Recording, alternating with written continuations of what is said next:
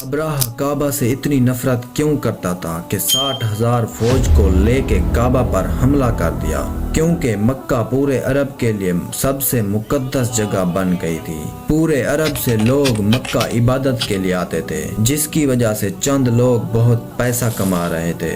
Abraha को इस बात पे बहुत गुस्सा आता था कि ये गरीब मक्का वाले, ना इनका कोई बादशाह है और ना ही गवर्नमेंट, तो ये पूरे अरब का सेंटर क्यों बन चुके हैं। तो इसने हमले से पहले अपनी सल्तनत यमन के कैपिटल सना में एक बहुत बड़ा चर्च बनवाया ताकि लोग काबा छोड़कर इसके चर्च में आएं। लेकिन ये प्रोजेक्ट पूरी तरह से फ्लॉप हो गया, जिसके बाद अब्राहा के पास सिर्फ एक ऑप्शन बचा, किसी तरह काबा को गिराया जाए।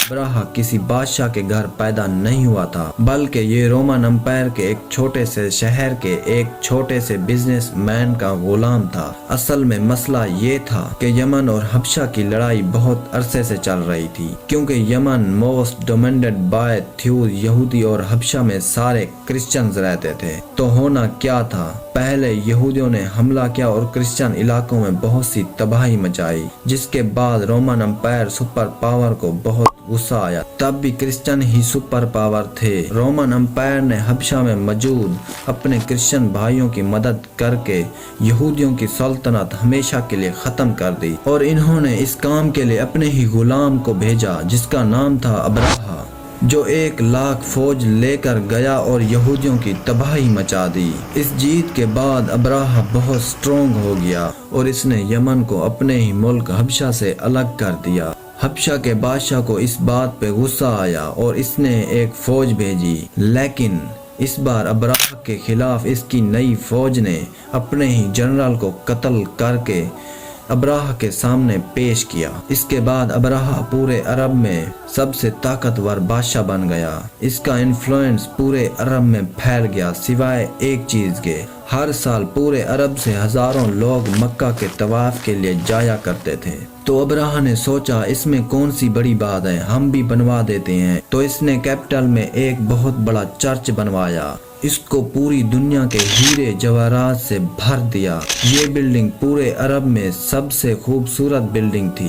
अरबियों ने इससे पहले ऐसी कोई चीज नहीं देखी, लेकिन कोई भी इसकी इबादत के लिए नहीं आया और सब उसी पुराना काबा की तरफ जा रहे थे।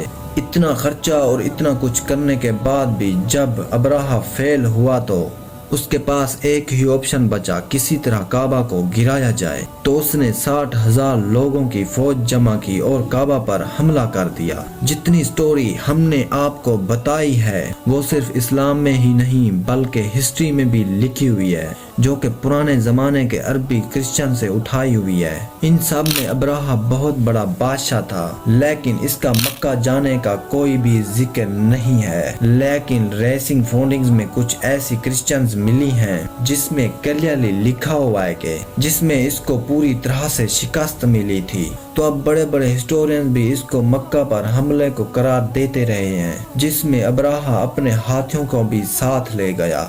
अरबियों को पता था कि इनका मुकाबला नहीं कर सकते। कुछ कबीलों ने इन पर हमला करने की कोशिश की। फिर अब्राहा ने कहा कि वो खून खराबा नहीं चाहता, बल्कि वो काबा को गिराना चाहता है ताकि लोग काबा को छोड़कर इसके चर्च में आए। आसपास सब लूटने के बाद जब ये मक्का पहुंचा तो इसने इनके चीफ को बुलाया।